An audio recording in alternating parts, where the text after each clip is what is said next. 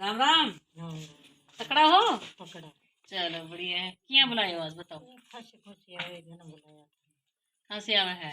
अच्छा अच्छा, तो दवाई भी ले ली। हाँ, दवाई दी थी बता से चंदेशा। अच्छा यहाँ के। चलो देसी राज खाने बता दूँ। आपने खेत बथुआ है के। हाँ, बथुआ है। सब्जी खाओ हो कदी। कथे कैसे तो खा लिया नहीं ना खाएंगे तो बैठे। अच्छा कौन लागे सब्जी। अच्छा, लेकिन एक टाइम बथुआ खा लिया करो। नहीं तो 2 दिन में एक बार बना के खाया करो। एक तो जो थे बता रहे हो ना खांसी आवा है, अगर बथुए की सब्जी खाओगा तो खांसी नहीं आवेगी, शरीर में कमजोरी नहीं लागे है। पाल कर बथो रांद जा। हाँ वो खाना चाहिए अपने। तो है ना। इन्ने आओ दादी बैठो। दादी ने भी घनी समझ। इन्ने आ जाओ। हाँ आ जाओ।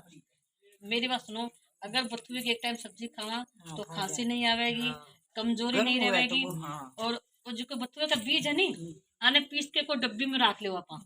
और क्योंकि दांत में दर्द है तो वो ये पाउडर अपन पेस्ट करा नी। हाँ बिया, तो वो जो पाउडर है वो पीस के दांत में लगा लो, या मसूड़े में खून आवे है तो भी लगा सको।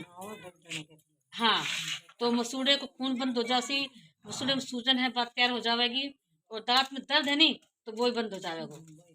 हाँ, और अगर कहीं सूजन को चोट आ जाएगा नी, सूजन हो गए, तो जिका पत्ता है बथुए का मैंने उबाल के पीस लो, और पेस्ट गाढ़ो गाढ़ो बना के सूजन होगा नी, बड़े सुबह शाम लगाओ, 2 दिन में सारी सूजन उतर जाएगी।